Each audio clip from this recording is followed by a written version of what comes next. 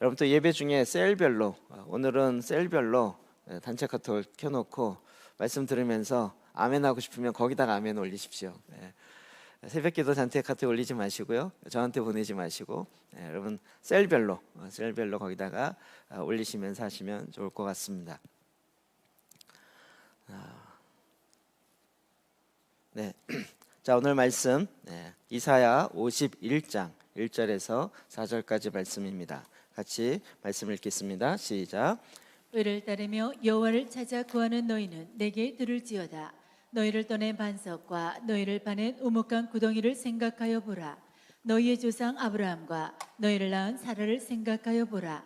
아브라함이 혼자 있을 때 내가 그를 부르고 그에게 복을 주어 장성하게 하였느니라. 나 여호와가 시온의 모든 황폐한 곳들을 위로하여 그 사막을 에덴 같게 그 광야를 여호와의 동산 같게 하였나니 그 가운데 기뻐함과 즐거움과 감사함과 장화하는 소리가 있으리라. 내 백성이여 내게 주의하라. 내 나라여 내게 귀를 기울이라. 이는 율법이 내게서부터 나갈 것임이라. 내가 내 공의를 만민의 빛으로 세우리라. 아멘. 우리가 좀 생각지도 못한 특별한 일들을 이렇게 여러 가지로 경험하고 있습니다. 이것도 어떻게 보면 재미있고 또 새로운 경험을 하게 하는 것 같아요. 일단 말씀 가운데도 나누겠지만 우리로 하여금 정말 익숙한 것으로부터 떠나게 하고 또 그래서 우리에게 정말 소중한 것이 무엇인지를 알게 하는 것 같습니다. 우리의 상황도 그렇고 지금 우리가 지금 사순절을 지나고 있습니다. 사순절의 배경 분위기가 뭔지 아시죠? 광야입니다. 광야. 그래서 우리가 지금 계속 사순절 얘기할 때마다 광야와 관련된 사건들, 또 광야에서 일어나는 하나님의 일하심을 또 보고 있습니다. 그런데 여기에 또 축복이 있는데 예수님께서 광야에 가셔서 40일 동안 금식하며 기도했던, 그러니까 이게 광야로 나간다는 것이 어떤 면에서 40일 동안 예수님께서 광야에서 금식하시는 그분의 은혜 가운데 들어가는 하나님의 또 다른 은혜가 되는 것입니다. 이 말씀을 우리 지금 현재 상황으로 적용해 보면 현재 우리가 광야와 같은 일을 진행하고 있습니다. 제가 자꾸 그런 착각을 하는데 우리가 광야를 하도 얘기 많이 해서 우리 상황이 광야 같은 상황이 되는 게 아닌가 이런 생각을 해봅니다. 그렇다면 이 광야에서도 우리는 그 광야에서 40일 동안 금식하며 놀라운 신비를 경험하신 예수님을 만날 수 있는 것입니다. 그래서 사순절은 너무나도 중요한데, 왜냐하면 바로 예수님께서 금식하신 40일의 유일한 금식이죠. 그 전에는 금식 안 한다고 바리새인들이 막 오히려 지적하고 오히려 막 이렇게 헐뜯으려고 했었습니다. 예수님께서 금식하신 40일 동안의 이 금식과 우리가 광야에 나가서 연결되어지는 바로 그 기간이기 때문에 이 사순절은 신비라고 이야기합니다. 그리고 거기서 얻는 너무나도 큰 축복들이 많이 있습니다.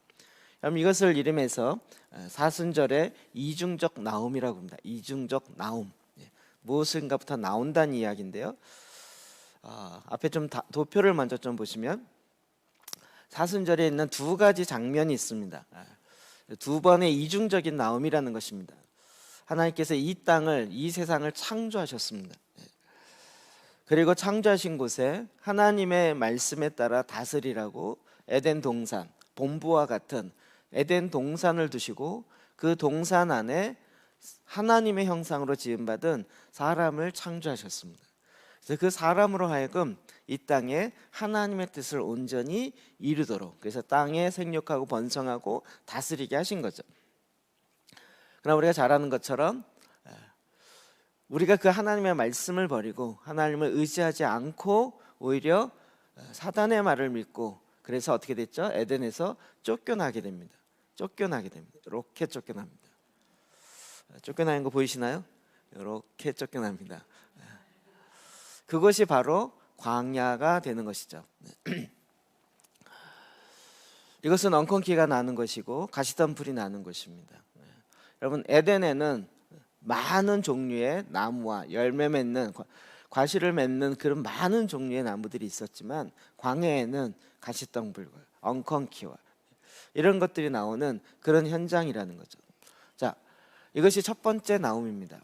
그러나 예수님께서 이 땅에 오셔서 성령에 충만하여 예수님은 광야에 죄로 말미암아 범죄함으로 쫓겨나가신 것이라 성령에 충만하신데 성령께서 그를 광야로 보내셨습니다. 이것이 의미하는 바는 무엇일까요? 오히려 예수님은 지금 이 세상으로부터 광야로 가셨습니다. 예수님이 광야로 나아가셨습니다. 왜 그럴까요? 광야에 있는 광야 상태에 있는 그 인간을 범죄한 인간을 만나기 위해서 주님은 광야로 들어가신 거죠. 그래서 아담이 에덴 동산에서 나와서 광야로 간 것과 쫓겨난 거죠, 이거는. 그러나 예수님께서 성령에 충만하여서 광야로 보냄 받은 것이 이중적 나옴이다, 이렇게 표현하고 있는 것입니다. 주님이 계셔서 이제는 그곳에 오히려 그 광야가 변화해서 놀라운 에덴 동산으로 다시 변화되는 일들이 있다는 거죠. 오늘 이 말씀을 우리가 집중적으로 보려고 합니다. 그럼 유대 광야의 그림입니다. 이번에 유대 광야 진짜 제대로 저희가 보고 왔습니다. 보통 유대 광야 이렇게 예루살렘 쪽에서 보기 때문에 유대 광야가 이렇게 전체적으로 보이기 쉽지 않은데, 이번에 이스라엘 갔을 때는 유대 광야 아주 깊숙한 곳에 들어가지고 광야 한가운데서 광야 전체를 이렇게 보는 일이 있었습니다. 이런 데서 진짜 사람은 못 살겠다. 지금 약간 초록이 나온 사진이긴 하지만, 그리고 이 광야에서 거꾸로 예루살렘을 향해서 보면 예루살렘이 어떻게 되어 있는지 좀 볼 수 있어요. 여기 보면 밑에 광야하고 위에 올라가면 저 언덕 위에 그 집들이 많이 있잖아요. 그 푸른 이 푸른색 나무들이 있고 뾰족하게 나온 요 부분, 여기가 바로 승천 기념 탑이 있는, 저는 이런 건물 보면 금방 기억을 해서, 그러니까 감람산 위에 예수님이 승천하신 이곳이다라고 기념교회가 6군데인가 있습니다. 어디가 맞을지 모릅니다. 그것을 기념하여 세운 교회들이 있고 탑이 있는데 이 탑은 아주 독특합니다. 그러니까 지금 여기는 이 광야는 어디죠? 완전히 떨어져 있는, 우리가 예루살렘 보통 가면 이렇게 큰 도로를 가다 보니까 이런 전경을 볼 수가 없어요. 그러니까 예루살렘 어떻게 돼 있죠? 광야 가운데 해발 약 800m 이상 되는 높은 언덕 위에 이렇게 도시를 갖추고 있는 거예요. 그래서 그 도시 중심으로부터 점점점 벗어나면 이런 그림이 나오는 거죠. 거기서 점점 벗어나면 우리는 평야가 될 거라고 썼는데 벗어나면 광야가 시작돼요. 그 도시, 그 산 꼭대기로부터 벗어나면, 그러면 골짜기, 깊이 파인 골짜기가 있고 그 골짜기 위에, 골짜기 아래에 있는 사람이 살기가 어려워요. 골짜기 위에 평평한 곳에 집들이 듬성듬성 들어오기 시작합니다. 이런 그림이 제가 보기에 그렇게 보기 쉽지가 않아요. 그러니까 대부분 광야에서 이렇게 집들이 저 멀리 떨어져서 위에서부터 내려오는 형태로 돼 있는 거죠.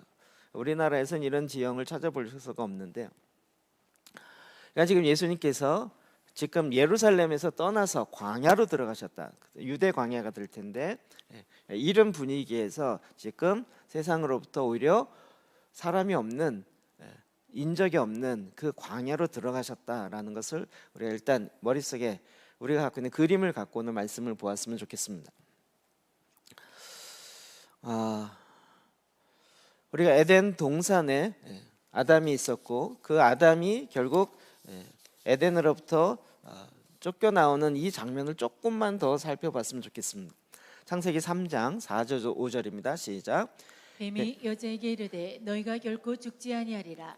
너희가 그것을 먹는 날에는 너희 눈이 밝아져 하나님과 같이 되어 선악을 알 줄 하나님이 아심이니라. 뱀이 시험합니다. 뱀이 시험합니다. 너희가 먹는 날에는 결코 죽지 아니라. 우리 말씀을 보면서 이 여자에게 뱀이 이렇게 다가왔구나, 이 얘기일 뿐만 아니라 이 얘기는 또 뭘까요? 우리를 시험한다는 얘기겠죠. 우리는 시험 안 할까요? 시험 한 번도 안 받으셨나요? 같은 종류의 같은 레벨의 시험을 합니다. 그 시험이 뭐죠? 이 땅에 있는 시험은 안목의 정력, 육신의 정력, 이생의 자랑, 이렇게 얘기하고 있는 거죠. 여러분 이 시험을 받으셨나요? 몇 번 받으셨나요? 딱 한 번 받으셨나요? 그렇지 않죠? 늘 수시로 받는 거죠. 예수님도 이 시험을 받으신 거죠. 그러면 이 시험에 통과하셨나요? 넘어지셨나요? 통과하셨다는 사람은 카톡에다 아멘 한번 달아보십시오. 이 여인이 그 사탄의 말을 의지해서 선악을 알게 하는 나무를 보니까 달리 보였다 그랬죠. 6절입니다. 읽어봅시다. 시작. 여자가 그 나무를 본즉 먹음직도 하고 보암직도 하고 지혜롭게 할 만큼 탐스럽기도 한 나무인지라. 여자가 그 열매를 따먹고 자기와 함께 있는 남편에게도 주매 그도 먹은지라. 그럼 우리가 이 테스트를 시험을 진짜 많이 받지 않나요? 먹음직스러운 거. 우리나라 사람은 먹음직스러우면 막 퍼뜨려서 우리 서로 먹으러 가자. 가족도 그렇고 먹음직. 먹는 거에 대한 상처가 있는 민족이기 때문에 그렇다고 저는 생각이 들어요. 보암직스러운 거. 요즘 막 여행 가고 여기 진짜 볼만하다.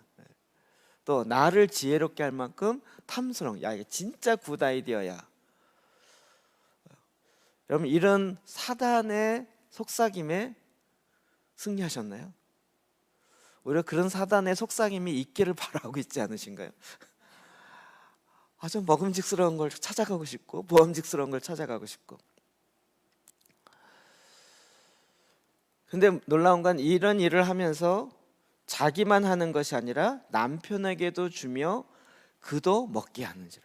우리 모습 똑같죠? 야, 이거 진짜 좋은 것 같아. 그러면 꼭 자기만 하는 게 아니라 남편에게도 꼭 하는 거죠.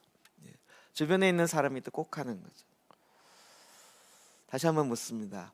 여러분 이 시험에 승리하신 적이 있나요? 질문을 바꿔서 이런 시험 가운데 우리는 지금 어떻게 반응하고 있나요? 결과는 우리가 너무나도 잘 알고 있습니다. 10절 시작. 이르되 내가 동산에서 하나님의 소리를 듣고 내가 벗었으므로 두려워하여 숨었나이다. 범죄했기 때문에 이제 어떻게 해요? 하나님의 소리를 듣는 것이 너무 두려워요. 그래서 하나님을 두려워하고 경외하기 때문에 갖는 두려움이 아니라 그냥 무서워서. 그리고 하나님으로부터 떠나요. 숨어요. 왜 그렇다고요? 그 시험에 통과하지 못하고 넘어진 거죠. 어쩔 수 없이 넘어진 것이 아니라 스스로 자원해서 넘어진 거죠. 지금도 하나님이 하지 말아라, 이 열매는 따먹지 말아라 라고 하는 것을 사단의 시험 앞에 우리가 쉽게 넘어지는, 열매를 따먹는 그런 일이 사실은 너무 많이 따먹은 거죠. 그러면 지금 우리의 현 주소는 어디일까요? 여러분 지금 에덴 동산 안에 거하고 계십니까? 아니면 광야로 쫓겨나셨습니까? 광야로 쫓겨나셨습니까? 그러면 왜 애통하고 있지 않죠? 그 에덴으로부터 쫓겨났는데 그 에덴에 하나님과 함께 있었을 때의 그 기쁨과 그 즐거움을 향한 그 마음을 갖고 내가 지금 광야에 있는 것에 대한 애통함으로 하나님께 오히려 구하며 기도해야 할 것인데 왜 우리에겐 그런 마음이 없을까요? 나 역시 지금 사실은 동산 안에 있기보다는 광야에 쫓겨난 바 된 거죠. 자, 이러면 우리는 어떻게 해야 될까요? 23절도 볼까요? 시작. 여호와 하나님이 에덴 동산에서 그를 내보내어 그의 근원이 된 땅을 갈게 하시니라. 그럼 이게 죄인된 상태죠. 사실 우리가 광야로 쫓겨났다는 것입니다. 여러분 아담은 대표하고 있습니다. 우리를 대표하고 있으니까 사실 아담은 나예요. 나. 그러니까 우리의 인류의 첫 인간인 아담이 이랬다, 이거보다 우리 모두가 다 그러고 있다라는 거죠. 로마서의 말씀 보면 아주 독특한 이야기를 하고 있습니다. 5장 14절입니다. 같이 말씀 봅시다. 시작. 그러나 아담으로부터 모세까지 아담의 범죄와 같은 죄를 짓지 아니한 자들까지도 사망이 왕노릇하였나니 아담은 오실자의 모형이라. 아담은 오실자의 모형이에요. 그러니까 지금 이 아담이 행했던 일은 인류가 행한 거예요. 그리고 내가 한 것이고. 근데 여기에 하나님은 대표성을 뒀던 것은 오실리, 아담은 오실자의 모형, 예수 그리스도의 모형으로 주셨다는 거예요. 오늘 이제 그거 설명하는 것에 포인트 있지는 않으니까, 그러니까 결국 아담은 나라고 봐야 되는 거예요. 자, 아담은 그래서 어떻게 됐을까요? 광야로 쫓겨갔고 그곳에 엉겅퀴와 가시덤불이 나며 왜 내가 하나님을 신뢰하지 못했던가 하는 것을 애통하며 울었을 것입니다. 그럼 거기서 아담은 애통하는 것을 배우기 시작했다는 거죠. 그런데 우리는 왜 지금 내가 에덴 동산에 승리하며 주의 말씀으로 살고 있지 않은데도 불구하고 이런 애통함이 없을까요? 우리의 마음이 딱딱해져 있기 때문에, 우리의 마음이 굳어져 있기 때문에, 이젠 이게 너무나도 익숙해서 아예 마음이 차갑고 무관심하고 내 마음은 나 자신에게만 관심이 있기 때문에 그 안에 있는 것이 차라리 편한 거죠. 근데 사실은 거짓되어진 평안함이죠. 기존의 생각들 가운데 여기가 안전하다고 생각해요. 그래서 보고 싶은 것만 보고 보고 싶지 않는 것들에 대해서 눈을 감아버려요. 그 안정감이 나로 하여금 평안하게 안심 가운데 있기를 원한다고 이야기하는데 사실은 그 상태를 방치하고 있는 거죠. 여러분, 이게 모든 것을 죽어버리게 하는 안심이에요. 사람의 양심을 죽게 하고 영적 갈망, 배고픔을 죽게 하고 통찰력으로부터 어둡게 하고 영적 민감을 잃어버리게 하고 목적도 비전도 의식도 없이 그냥 자기 자신만을 빙빙 돌게 하는 그런 편안함이에요. 여러분, 어렸을 때 혹시 그런 거 생각나요? 너무 무서워서 장롱 안에 숨었을 때 너무 편안한 거예요. 사람들이 날 못 찾는 걸 보면서 막 쾌감을 느끼면서 그 장롱 안에 이불 깔려 있으니까 거기에 계속 구석에 누워가지고 그러다 잔 적도 있죠. 근데 나중에 그 안이 계속 편안한 거예요. 근데 그 안에 계속 사는 것이 진정한 평안일까요? 진정한 그 안이 안전하고 거기가 진짜 나의 어떤 그 무슨 처소처럼 거처인 것처럼 그렇게 될까요? 그렇지 않죠. 우리는 자꾸 내 지금 광야에 살고 있는 우리의 모습을 보지 못하고 계속 다람쥐 쳇바퀴 돌듯이 맴돌고 있는 거예요. 내가 지금 사실은 우리가 애통하고 부르짖어야 되는데 뭘 부르짖어야 되는지를 몰라요. 내가 지금 어떨 때는 뭘 잘못하고 있는지조차도 모르고 있는 거죠. 우리가 지금 깨어나야 된다는 것도 알고 회개해야 된다는 것도 아는데 어떻게 깨어나는지, 그리고 나 이 굳은 마음을 우리가 어떻게 해야 되는지 잘 몰라요. 요즘에 저희가 이제 회개 기도하며 지금 이 나라의 일과 관련돼서 하나님이 주신 경륜이 무엇일까? 우리가 계속 4주 5주 동안 살펴본 것처럼 하나님을 버리고 우상 숭배한 거예요. 술을 더 의지하고. 그래서 우리가 회개해요. 그러면 회개하면서 우리의 마음이 하나님께로 돌아가야 되잖아요. 저도 그랬고, 우리가 기도하고 난 다음에 기도하셨던 여러 사람들에게 물어보면서 우리의 마음이 정말 회개가 된 것 같습니까? 다시 돌아간 것 같습니까? 100% 아니라고 대답하셨어요. 아닌 것 같다. 우리는 회개라고 하는데 우리의 마음은 여전히 차갑고 굳어져 있어요. 피상적인 회개인 거죠. 우리의 외적인 모습만 갖고 있고 정말 내 마음이 돌이켜지는 그런 회개는 없는 거죠. 그러니까 이것이 오히려 우리 안에 아주 이상한 일인데도 너무 당연하게 받아들이는. 근데 우리는 여기서 사도 바울의 이 탄식을 들을 필요가 있어요. 로마서 7장 24절입니다. 같이 한번 읽읍시다. 시작. 오라, 나는 공고한 사람이로다. 이 사망의 몸에서 누가 나를 건져내랴. 이 사망의 몸에서, 이 썩어가는 내 몸에서 어떻게 나를 건져낼 수 있을까? 탄식의 애통의 소리를 내고 있는 것입니다. 우리는 광야에서 빨리 빨리 에덴으로 다시 돌아가길 원합니다. 그럼 이것을 할 수 있는, 우리가 할 수 있는 길은 뭐냐면 에덴을 찾는 것이 아니라 광야에 우리를 위해서 나오신 예수 그리스도를 만나는 것입니다. 너무나도 놀라운 것은 그분이 우리에게 다가오신 거죠. 그래서 우리는 그 예수님께 외쳐야 되는 것이에요. 이 죽음 대신에 생명이 필요합니다. 예수님께서 저를 살려주시고 저를 위하여 이 구원을 완성하셨습니다. 이 구원의 샘이 끊임없이 받을 수 있도록, 그 샘의 물을 끊임없이 항상 먹을 수 있도록 그 확장된 구원의 은혜를 우리가 맛볼 수 있게 해주십시오 라고 사실은 애통하며 부르짖어야 되는 거예요. 금식하는 예수 그리스도의 장면은 우리에게 소망을 주는데, 여러분 그 40일의 금식이 뭐라 그랬죠? 예수님 자신을 위해서 할 금식이 아니었어요.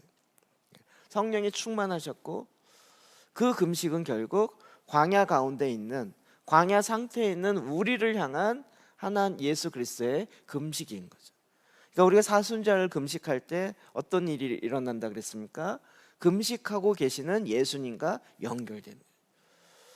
그 전에는 정말 뱀의 유혹을 받고 보암직 먹음직하고, 그것도 모자라서 주변 사람들에게 이거 좋다라고 막 얘기하며 그렇게 마음이 굳어져 있는 우리들가, 이게 이제 죄인지도 모르고 이게 독약인지도 모르고 계속 오히려 그걸 먹음으로 더 묻어지고 있는, 그 마음이 이렇게 굳어지고 있는데도 그걸 더 전하고 있는 우리의 모습. 이제는 그것에서 우리의 마음이 열려지도록, 우리의 마음이 깨지도록 애통하며 주님 앞에 부르짖어야 할 때라는 것입니다. 나의 통찰력이 열리고 영적인, 그리고 내 모습의 진짜를 보게 되면 우리의 영적인 추악함을 보게 되는 거죠. 그렇게 되면 우리가 부르짖어 기도하기가 쉬워집니다. 회개가 깊어지는 거죠. 성령께서 나로 하여금 진정한 마음으로부터 나오는 눈물이 나오게 하는 거죠. 그래서 내 말랐던 눈에서 이제는 내 영혼에 신선함을 갖게 하는 거죠. 여러분 그냥 일반적으로도 울고 나면 좀 속이 후련하지 않나요?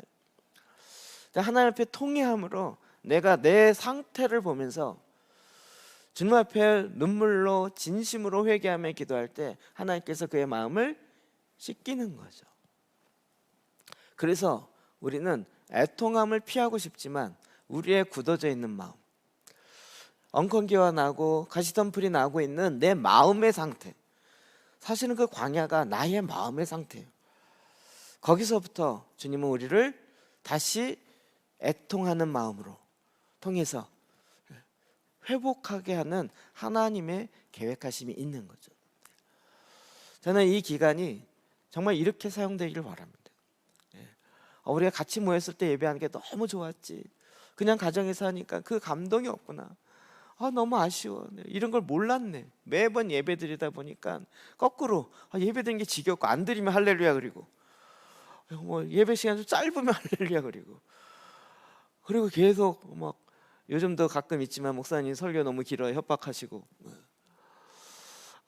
이런 예배 감격이 없어지고, 마치 부모가 그러잖아요. 아이들이 학교가 대학교 비싼 등록금 갖고 휴가 휴강하면 애들은 너무 신나게 휴강이다. 부모의 입장이 되면 완전히 달라지죠. 이 비싼 돈 내고 수업도 몇 번 안 하면서 그것까지 휴강하냐. 우리의 마음이 너무 굳어져 있는. 근데 지금 이 상황 속에서 하나님은 에덴으로부터 이렇게 쫓아냈지만 그 가운데 하나님이 이루시고자 하는 것은 애통함을 배우고자 함이죠.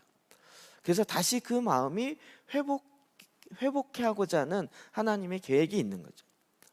오늘은 누가복음 18장에 있는 이 기도의 두 사람의 모습을 다시 봤으면 좋겠어요. 18장 9절, 11절, 12절입니다. 봅시다. 시작. 또 자기를 의롭다고 믿고 다른 사람을 멸시하는 자들에게 이 비유로 말씀하시되, 바리새인은 서서 따로 기도하여 이르되 하나님이여 나는 다른 사람들 곧 도색 불의 간음을 하는 자들과 같지 아니하고 이 세리와도 같지 아니함을 감사하나이다. 나는 일에 2번씩 금식하고 또 소득의 11조를 드리나이다 하고. 두 사람이 다 성전에 가서 기도합니다. 성전에 가서 기도합니다. 근데 우리가 잘 아는 것처럼 이 바리새인 기도요,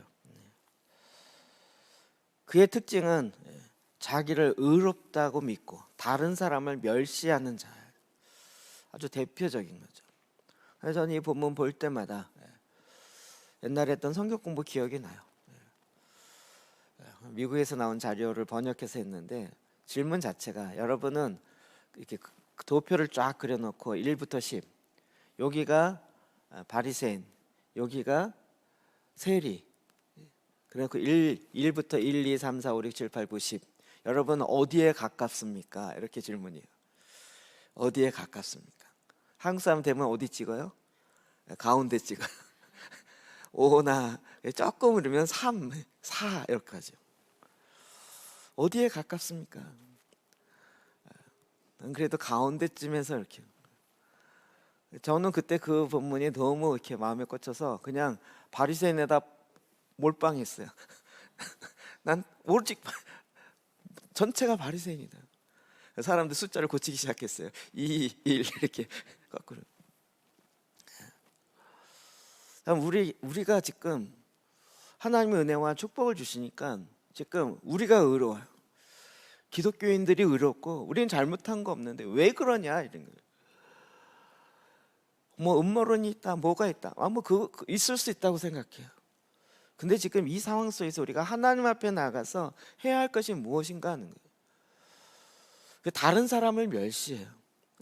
너희 나라는 하나님을 안 믿어서 그래. 하나님 믿어봐, 축복받아. 우리나라 봐. 어느덧 우리가 스스로 우리를 의롭게 여기고 있어요. 그렇게 의롭게 여긴 자의 바리새인 기도가 11절이죠. 서서 따로 기도하여 이르되 하나님이여 나는 다른 사람들 곧 토색, 불의, 간음을 하는 자와 같지 아니하고 이 세리와도 같지 아니함을 감사하네. 감사 기도해요. 감사 기도하는 방법이 무엇이에요? 세리와 같지 않네. 저 불의한 자와 같지 않은 것을 하나님 감사합니다. 근데 그 마음은 엄청 굳어져 있어요. 게다가 거기에 막 리스트가 붙어요. 토색하지 않고 불의하지 않고 간음하지 아니하는 내가 의로운 자고 나는 저런 자와 같지 아니함을 하나님 감사합니다. 이런 일이 내 안에 이루어지지 않는 것에서 감사합니다. 확진자가 되지 않은 것에서 감사합니다. 재수 없어 걸렸고 재수 없어 확진자 됐다. 혹시 우리 안에 이런 아주 굳은 마음이 있어요. 게다가 종교적인 열심도 있어요. 나는 일에 2번씩, 일주일에 이틀을 금식해요. 소득의 11조를 드리나이다. 나는 11조 교회냐 이게. 그 마음 가운데 정말 너무 마음이 둔해서 자기 자신의 영적인 상태를 모르는 거죠. 자기가 벌거벗었고 수치를 당하고 있고 고통 가운데 있는데도 그 사망 가운데 들어가고 있는 자기 자신의 모습을 못 보고 있는 거예요. 여러분 오늘날 교회 안에 또 내 안에 이런 아담의 모습을 보는 거죠. 아담의 모습을 보는 거예요. 근데 이 광야에 가서 결국 세리와 같이 그는 자기 자신의 모습을 보기 시작했어요. 그래서 그가 하는 기도는 그 하나님 앞에서 자기 자신의 모습, 광야죠. 세리로 자기의 인생의 광야와 같은 인생을 지금 살고 있는데 하나님 앞에 나가서는 애통하며 자기의 모습을 본 거죠. 13절 이렇게 기도하는 것 시작. 세리는 멀리 서서 감히 눈을 들어 하늘을 쳐다보지도 못하고 다만 가슴을 치며 이르되 하나님이여 불쌍히 여기소서 나이는 죄인이로소이다 하였느니라. 우리가 보면서 죄인이 죄인이라고 기도했으니 당연하지 이렇게 생각할 수 있을 거예요. 그런데 그는 하나님 앞에 주여 나를 불쌍히 여기소서. 여러분 아담이 지금 어디 있다고요? 광야로요. 지금 세리와 같이 기도할 수밖에 없는 게 모든 사람 아닐까요? 근데 어느덧 우리가 바리새인처럼 기도하고 있어요. 혹시라도 여러분이 우리는 시편 기도회, 보혈 기도회, 말씀 기도회 이것이 또 바리새인처럼 자기 의가 된다면 이것도 충분히 그렇게 종교적 의로 사용될 수 있겠죠. 하나님 우리의 마음을 보시잖아요. 그러면 이것이요 그 안에 있기 때문에 안정감을 누려요.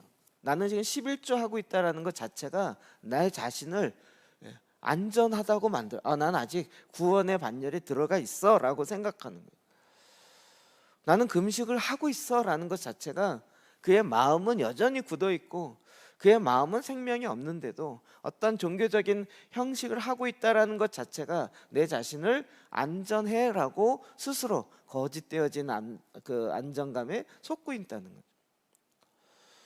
그럼 지금 우리의 모습이 그것들 계속 보여주게 하는 거죠. 그냥 주일날 예배드리고 아무 감동과 아무 하나의 말씀으로 살고 있지 않으면서도 나는 주일날 교회를 가고 있기 때문에 나는 안전해. 그럼 야고보서 4장 앞부분에 보면 영적 전쟁에 대한 이야기가 나옵니다. 우리가 잘 아는 말씀인데요. 4장 7절 8절 제가 읽어드리면 그런즉 너희는 하나님께 복종할지어다 마귀를 대적하라 그리하면 너희를 피하리라. 하나님을 가까이 하라 그리하면 너희를 가까이 하시리라. 죄인들아 손을 깨끗이 하라. 두 마음을 품은 자들아 마음을 성결하게 하라. 그리고 연결해서 9절 10절이 나오는 거예요. 읽어볼까요? 시작. 슬퍼하며 애통하며 울지어다. 너희 웃음을 애통으로 너희 즐거움을 근심으로 바꿀지어다. 주 앞에서 낮추라. 그리하면 주께서 너희를 높이시리라. 그러면 영적 전쟁 가운데 마귀를 대적하는 것만 있는 것이 아니라 뭐가 있어요? 슬퍼하며 애통하며 울지어다. 오히려 사탄이 우리의 마음을 굳게 해서 정말 피레를 불어도 함께 노래하지 않고 곡을 해도 함께 슬퍼하지 아니하는 그 광야와 같은 마음을 갖고 있는 우리들에게 이제 주님은 오히려 영적 전쟁 가운데 들어가서 사탄을 대적하고 하나님 가까이 할 뿐만 아니라 슬퍼하며 애통하며 울지어다. 아마 아담은 광야에서 애가를 만들었을 거예요. 슬픔의 노래를 만들었을 것이고 그 슬픔의 노래로 애통하며 부르짖었겠죠. 지금 나에겐 생명이 있어야 됩니다. 생명이신 주님이 있어야 됩니다. 그 광야에서 전에는 에덴에서 너무 풍성해서 뭐 제식 농담이지만 그냥 과일도 한 입 먹고 버리고 그냥 뭐 재단 필요치도 않아. 너무 많아서. 근데 광야에 있다 보니까 뭐가 생각나요? 그 버린 한 조각이 생각나요. 그 버린 한 조각만 있어도 너무 감사할 때 뭐가 바뀌었을까요? 마음이 바뀐 거죠. 마음이 바뀐 거예요. 우리의 마음이 너무나도 쉽게 굳어지는 거예요. 근데 이 마음을 다시 애통하는 자는 복이 있나니 그들이 위로를 받을 것이다. 주님이 우리에게 애통하게 하고 주님 앞에 슬퍼하며 울며 그렇게 나아가게 하는 것은 우리로 하여금 광야에 부어주는 하나님의 축복이라는 거죠. 우리가 이 비밀을 이게 광야에서 풀어지는 놀라운 신비가 우리 가운데 풀어지는 거죠. 자, 놀랍게도 이 광야로 주님이 찾아오셨습니다. 누가복음 4장 1절 다시 한번 봅시다. 시작. 예수께서 성령의 충만함을 입어 요단강에서 돌아오사 광야에서 40일 동안 성령에게 이끌리시며. 아멘. 광야에서 성령에 이끌려서 40일 동안 예수님께서 이 사순절 40일 금식 굳이 할 필요가 없지만 결국 이게 놀라운 주님의 신비가 그 안에 두게 만드신 거죠. 이건 바로 신부를 찾아 나서는 신랑 되시는 예수님의 이야기가 되는 거죠. 이건 또 교회의 이야기죠. 어느덧 마음이 교만해져 있고 하나님보다 더 많은 수를 의지하고 인간의 프로그램을 더 많이 의지하고 있는, 그래서 마음이 굳어져 있는 그들 향해서 주님이 지금 흔드시는 거예요. 지금 우리가 정말 애써야 할 것은 우리 이렇게 모여서 예배 못 드리게 하는 어떤 그런 집단이나 그런 정부가 밉다 이런 차원의 에너지를 쏟을 게 아니라 정말 우리가 지금 해야 할 것은 우리의 굳어져 있는 마음이 다시 어떻게 주님의 그 임재로 들어가게 할 것인가 하는 하나님의 기회로 바꿔야 되는 거죠. 그럼 이것은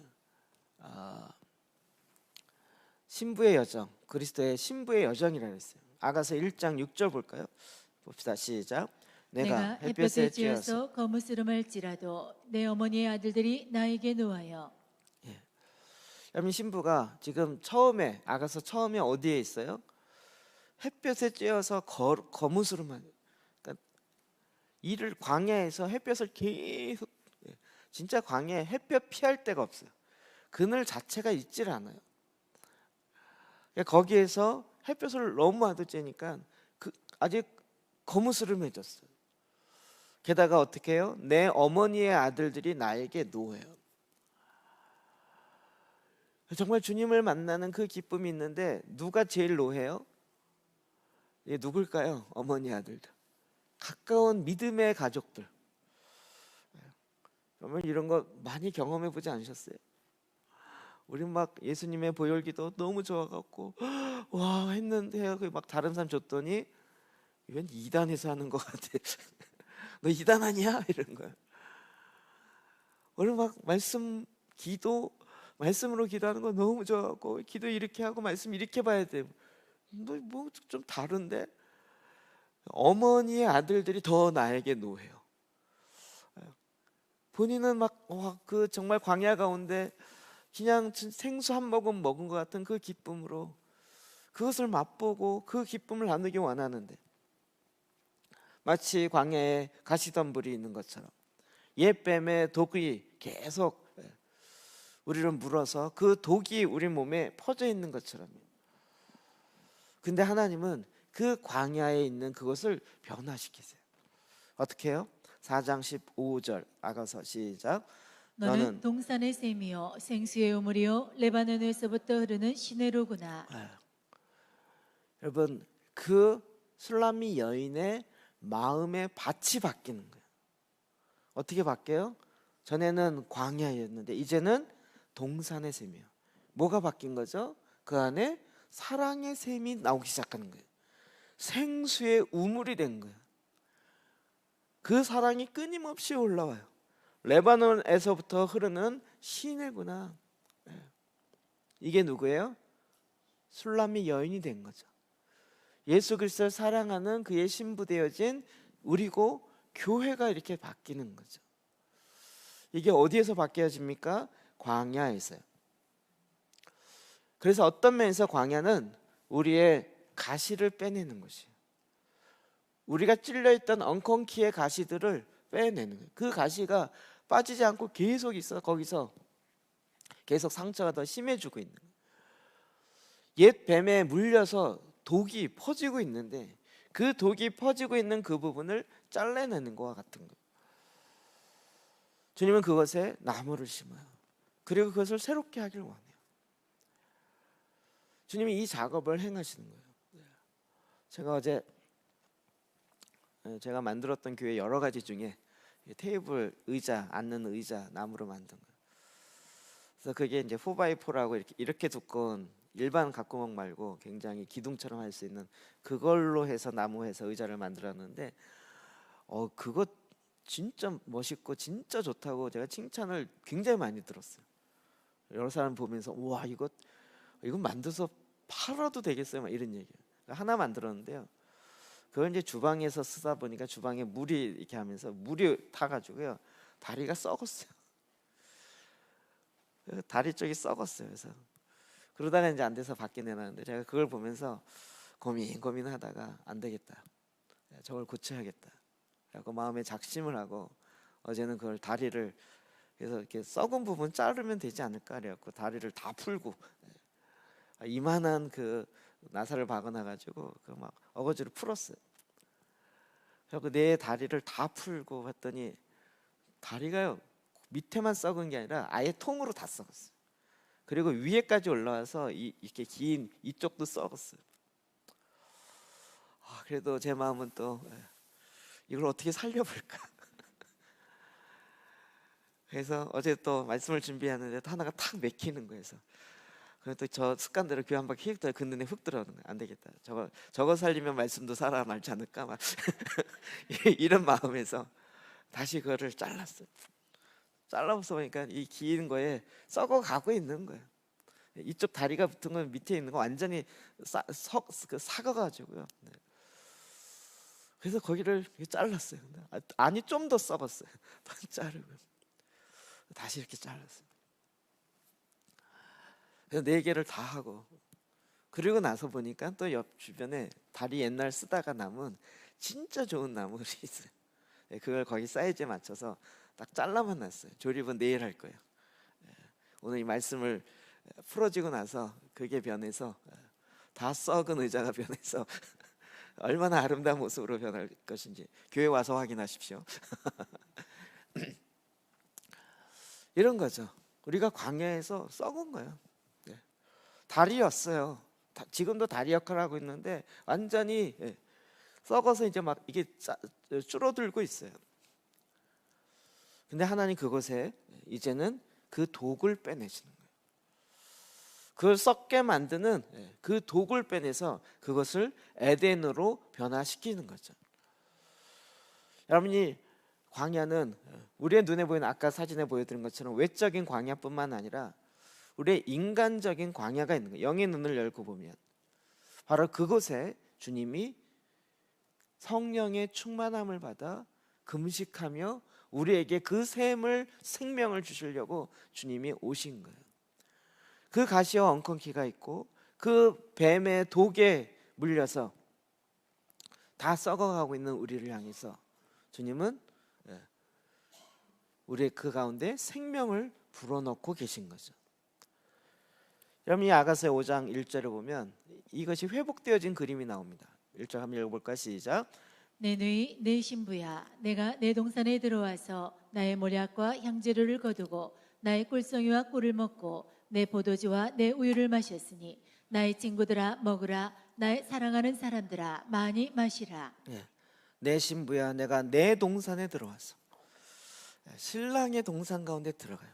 그래서 예수님의 모략과 향재료를 거두고 나의 꿀송이와 꿀을 먹고 내 포도주와 내 우유를 마셔라. 그러니까 신부가 이제 회복이 돼요. 나의 친구들아 먹어라. 나의 사랑하는 사람들아 많이 마셔라. 주님이 광야 가운데 있는 우리에게 찾아오셔서 주님이 우리에게 모략과 향재료와 꿀송이와 꿀을 주고 포도주와 우유를 마시게 하는 거예요. 이게 광야에서 금식하며 기도하는, 그래서 우리에게 그것을 주고자 하는 신랑 되시는 주님의 모습인 거죠.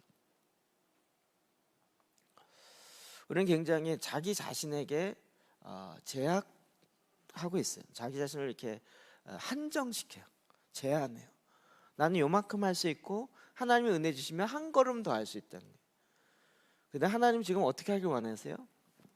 광야에서 그냥 한 모금 물을 주기 원하는 게 아니라 광야를 아예 에덴으로 바꾸시겠다는 거예요. 우리가 이게 참 믿기가 어려워요.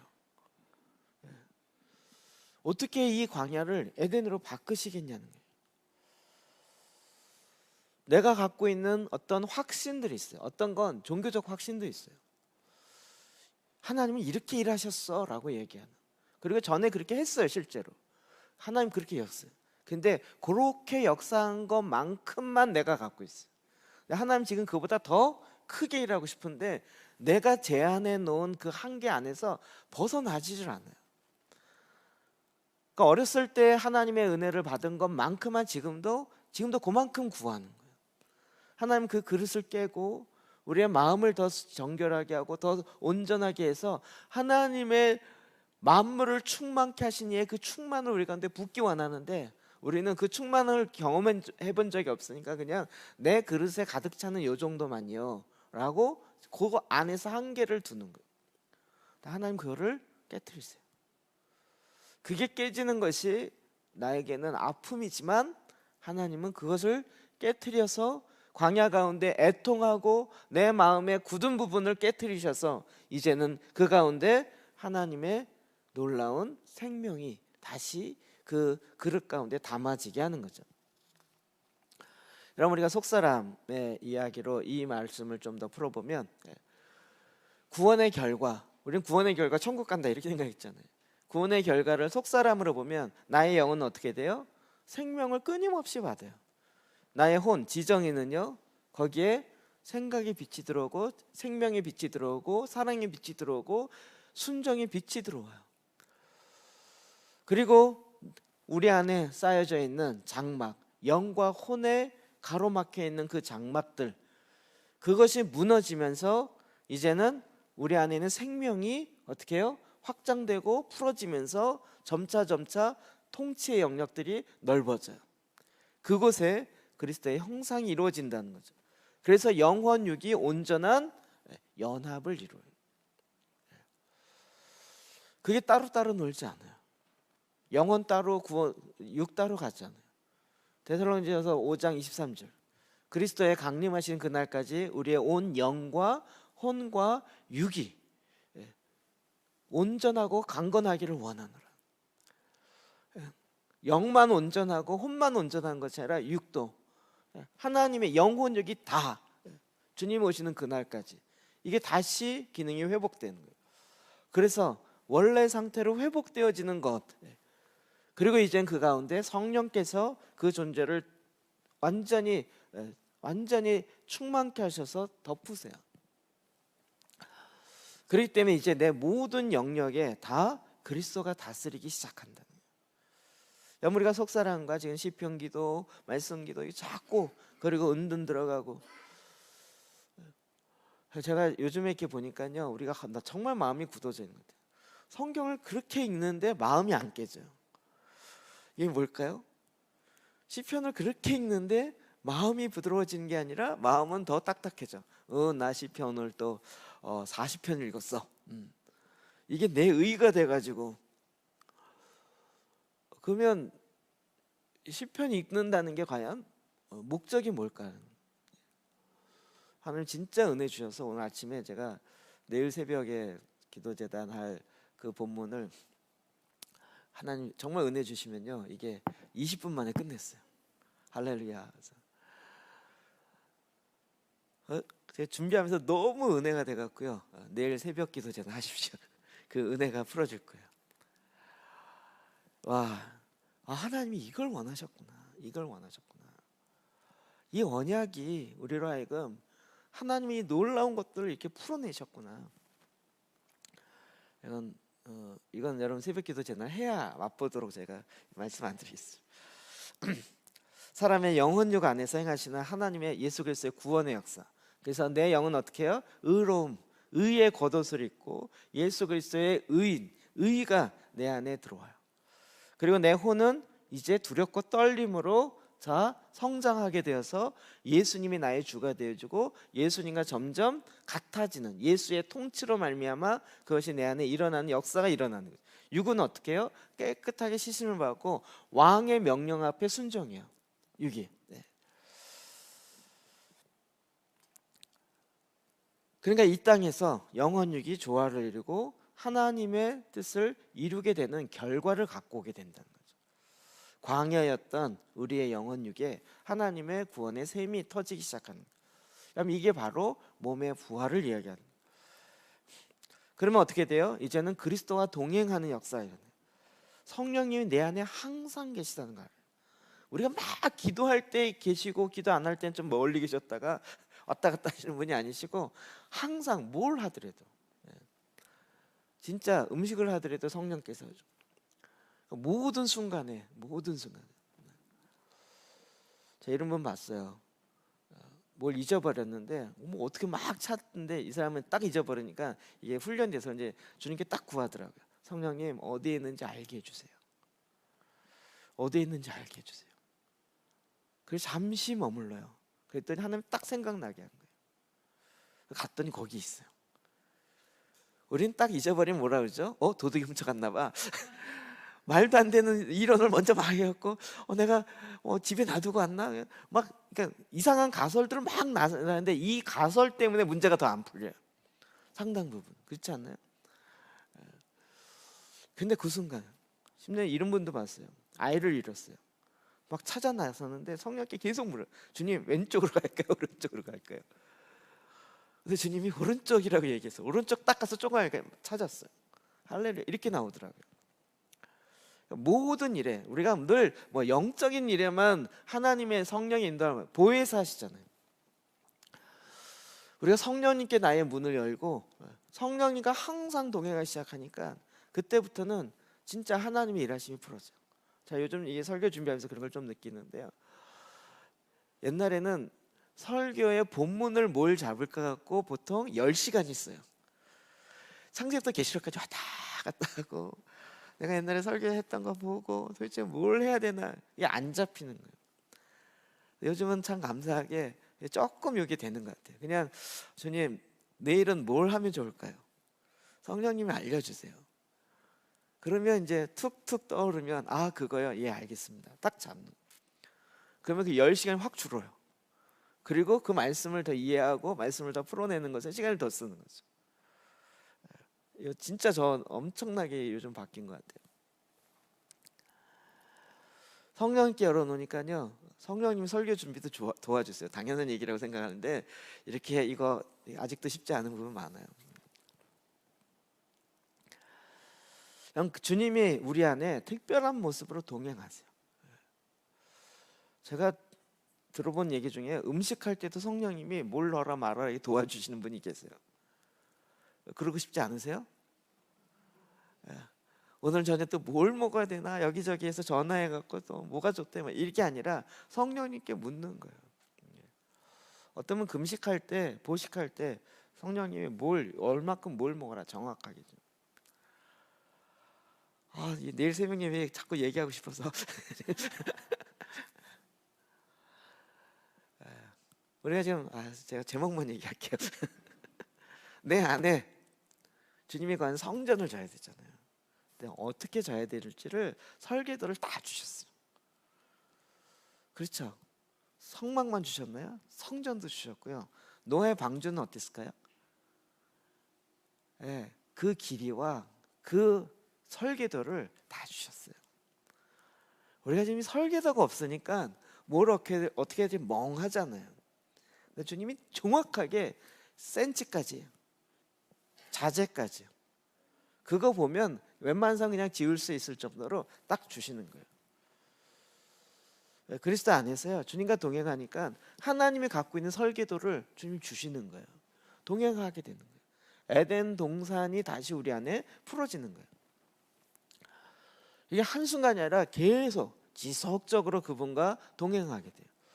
PPT를 계속 보시면요, 그래서 시편 16편 8절 그가 나의 오른쪽에 계심으로 110편 5절 주의 오른쪽에 계신 주께서, 이건 바로 메시아적 시편인데요. 주가 나의 오른쪽에, 주님이 내 옆에서 항상 나와 함께 계시는 거예요. 그러니까 뭐 할 때마다 그냥 물으면 되는 거죠. 또 성령님은 도와주시는 성령, 보혜사 성령이잖아요. 제가 전에도 얘기했지만 도와주기려고 작심하시고 옆에서 뭘 도와줄까를 항상 하는데 우리가 도와달라는 얘기를 한 번도 안 해요. 그리고 우리 한정을 줬어요. 요것만 도와달라고. 주님 요런 일만 도와주시고 나머지는 내가 할게요. 그런데 그 한계를 뛰어넘게 하기 위해서 우리를 하여금 광야에 들어가서 우리의 굳어져 있는 마음을 애통함을 통해서 이제는 하나님의 사이즈로 우리의 마음을 다시 기경한다는 거죠. 이건 하나님의 계획이었어요. 속사람이 잘하고 이 결과에 이르는 거 사람의 힘으로 되지 않는데 오직 하나님의 영으로 되는 거죠. 하나님의 말씀으로 되는 거죠. 이게 우리가 지금 혼의 도시, 예수 그리스도의 통치가 오는 예루살렘으로 변화되는 거죠. 이것이 내 안에 그리스도의 형상을 이루는데 어떻게 됩니까? 앞에 PPT를 보셔야 됩니다. 우리 안에 그리스도가 임하시지만 어떻게 해요? 성벽이 있어서 그 영 안에 갇혀 있어서 나오질 못해요. 그래서 이 혼을 깨트리는, 성벽을 깨트리는 것이 뭐예요? 여리고성을 도는 사건이라는 거예요. 어떻게 했죠? 하루에 한 바퀴씩 6바퀴 도고 계속 돌아요. 그건 뭔 얘기예요?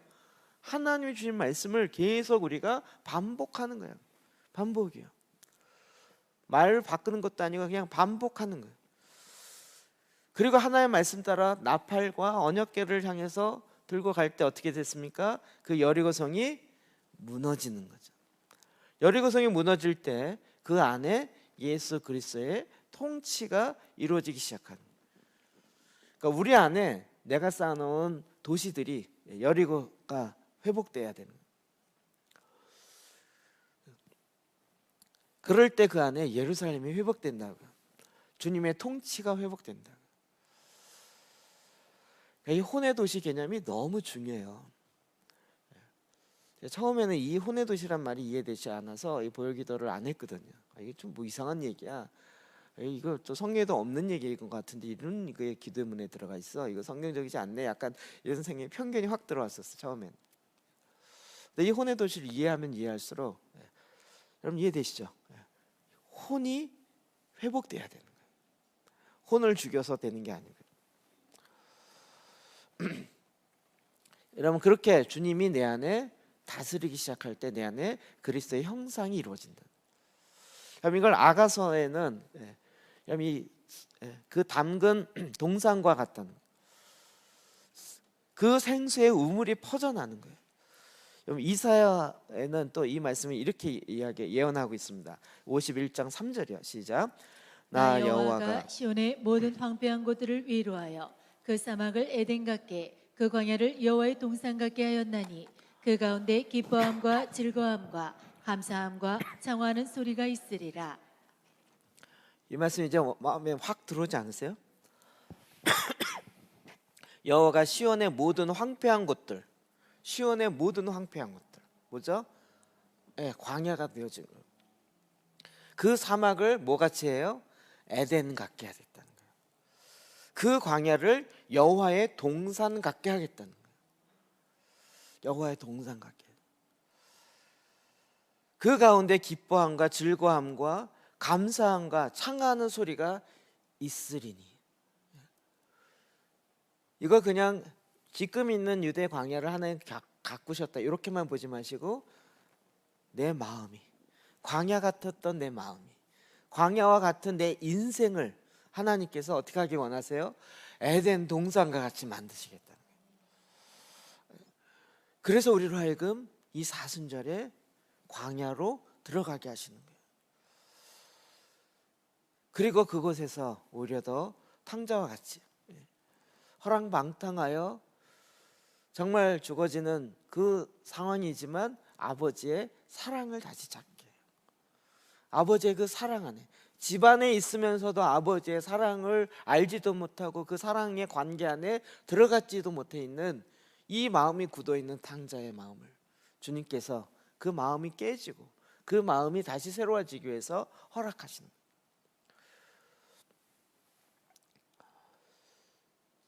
주님은 지금도 저와 여러분을 통해서 이 일을 우리에게 이루시기 원하시는 거예요. 그러면 놀라운 광야의 신비입니다. 우리가 아까 봤던 그 그림을 다시 한번 결론으로 좀 보기 원합니다. 여러분 하나님께서 천지를 창조하셨어요. 예수 그리스도의 말씀으로 말미암아 성령께서 그것에 운행하시고 그것을 다스리는 에덴 동산을 만드셨어요. 내 마음의 에덴 동산. 그래서 내 마음이 주님이 뭐가 되기 원해요? 성전되었어요. 성령님이 거하시는 거룩한 성전되었어요. 이걸 그냥 창세기에 있는 사건 이렇게만 보지 마시고 지금 내 마음에 주님은 에덴 동산. 그래서 내 마음이 어떻게 돼요? 많은 열매가 달마다 맺히고 그 나오는 잎사귀를 뜯어서 대면 치료가 일어나는 그런 마음으로 주님은 완성하길 원하세요. 그렇게 하라고 거기에 아담을 창조하신 거예요. 그런데 그 하나님의 영광을 사탄의 말과 바꿔버린 거예요. 그래서 주님은 에덴에서 쫓아내신 거죠. 광야로 가게 하신 거예요. 거기서 애통하며 기도하는 그 광야의 삶이 되었지만 이제 주님께서 성령의 충만함으로 성령의 인도하심을 받아서 어디로 가셨어요? 광야로 가신 거예요. 그리고 그 광야에서 애통하며 울고 있는 우리에게 접촉하세요. 연결되세요. 그래서 이제는 광야가 변화해서 에덴이 되게 하세요. 에덴이 되게 하세요. 여러분, 지금 이 전염병으로 인한 지금 사실 이건 어떤 면에서 어려움도 아니죠. 그런데 여러분, 초대교회는 박해가 계속 있었어요. 중국에도 문화혁명으로 박해가 계속 있었어요. 근데 그때 오히려 더 그들의 마음은 더 순수해졌고 주님을 향한 열정은 더 들어갔고, 비록 카타콤에 있었지만 그것은 주님의 임재가 있었던 곳이었고 에덴 동산과 같은 곳이 되었고, 비록 가정교회, 지하교회라고 불려졌지만 예배할 곳이 없어서 광야에 멀리 떨어져서 그렇게 예배하고 돌아오는 중국의 가정교회 초기의 역사가 있었지만 바로 거기가 에덴 동산이 돼요. 제가 아는 친구는 방언을 가르치려고 하는데 이게 소리 때문에 걸리니까 경운기 있죠. 그 시골에 밥 갈 때 쓰는 딸딸이라고 하는 거예요. 그 소리가 되게 크잖아요. 그거를 켜놓고 방언을 가르쳤어요. 방언을 하려면 소리를 내야 되는데 소리 나면, 기도하는 소리 나면 잡히니까 경운기를 켜놓고 그리고 거기서 기도하면서 가르쳤어요. 오늘날 우리는 너무나도 편하죠. 편한 게 좋은 게 아니라 우리에게 더 중요한 것은 바로 그곳에 영원한 생명의 근원 되시는 주님과 온전한 연합을 이루어야 하는 거죠. 이 갈망의 마음이 우리에게 없는 거예요.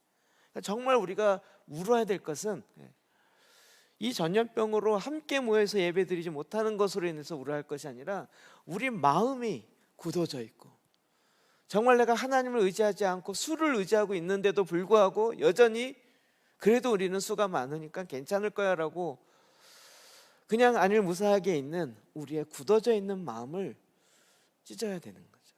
애통하며 나가야 되는 거예요. 주님, 내가 주님을 향한 갈망이 없습니다. 애통함이 없습니다. 그래서 우리 안에 애통의 마음을 부어주십시오. 우리의 광야 같은 이 마음이 변화해서 에덴으로 변화시키고자 하는 하나님의 그 뜻이 이루어질 것입니다. 주님은 그것을 원하시고 우리에게 계속 그 일을 위해서 광야를 허락하신 것입니다. 여러분, 이 사순절과 우리의 상황이 너무 비슷하게 가서 정말 사순절의 메시지가 우리의 메시지예요. 오늘도 저와 여러분이 이 광야에서 생명의 근원 되시고 우리 마음의 실자가 되시는 주님 앞에 나아가서 우리의 마음을 찢는 이 기간이 되어지길 바랍니다. 여러분, 그냥 온라인 예배 드리니까 이것도 편하고 좋네, 이건 자살길입니다. 아시죠? 목사님, 우리 온라인 교회 좀 만들죠, 이래가지고 교회 오지 않고 교회 오느냐 안 오느냐 이게 얘기가 아닙니다. 편하냐 안 편한 얘기가 아니에요. 올라오세요. 정말 우리에게는 우리의 마음이 주님께 완전히 연합되어서 에덴이 다시 회복되어지는, 그래서 광야가 변화해서 에덴으로 되어지는 하나님의 역사를 이루어야 하는 것입니다. 자, 이 말씀 잡고 주님 앞에 나가 기도하십시다. 정말 우리가 주님 앞에 마음의 진실함과 정직함을 갖고 주님 앞에 기도하십시다. 우리가 무엇을 기도해야 될지, 기도할 바를 알지 못하는데 성령님께 도움을 구하십시오. 성령님, 어떻게 기도해야 될지 알려주십시오. 내 마음을 광야에서 에덴이 되게 해주십시오. 그게 아니라 광야에 있는 내 상태가 어떤지를 내가 모르고 있어요. 나도 그걸 인지 못하고 있어요. 성령님, 내 안에 있는 정말 수년 전부터 물려있는 그 독이 뭔지를 보게 해주십시오. 성령께서 내 안에 빼내기 원하는 그 가시가 뭔지를 주님 보게 하여 주십시오. 내 평생 내 몸에 가시와 같이 있었던 그것이 뭔지를 보게 하여 주십시오. 이젠 아예 그 불구로 사는 것이 더 익숙해져서 그냥 이렇게 살다 끝내지 라고 생각했던 그것을 주님은 그냥 두길 원치 않으신 것입니다. 이 시간 오늘 이 말씀에 근거해서 주님 앞에 나아가 같이 기도합시다. 기도하겠습니다.